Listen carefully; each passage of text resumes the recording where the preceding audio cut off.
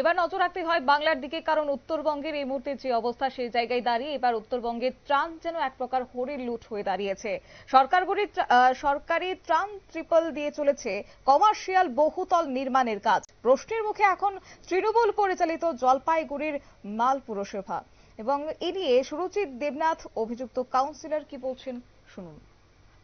Social মিডিয়ার মাধ্যমে আমি নিজে দেখেছি, আমাকে কেউ ফোন করেনি, আমি নিজে স্ক্রল করতে করতে সেই খবরটা দেখলাম।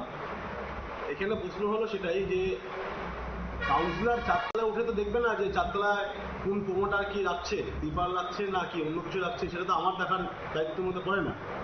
আর আমি জানিও না ওই চারতলায় কি ত্রিপাল আছে। সরকারি ত্রিপাল থাকলে এটা সত্যি বেআইনি, কারণ প্রোমোটারকে সেটা প্রশ্ন করা হবে যে আপনি ভাই ত্রিপালটা উপরে রাখছেন কেন, সরকারি ত্রিপাল ওনাকে কে দিয়েছে।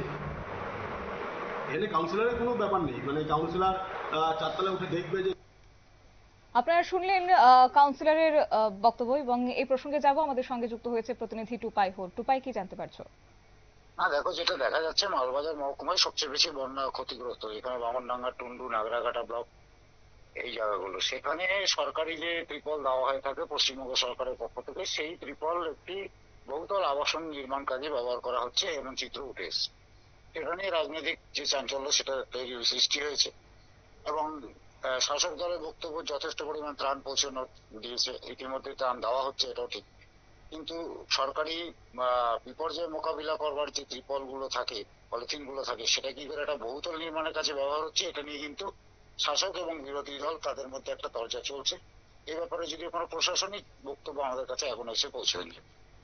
ধন্যবাদ।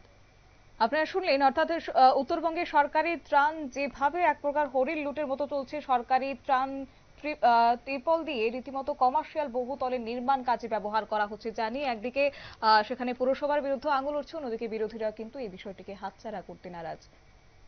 নিয়ে নিচ্ছি ছোট্ট একটি বিজ্ঞাপন বিরতির, সঙ্গে থাকুন।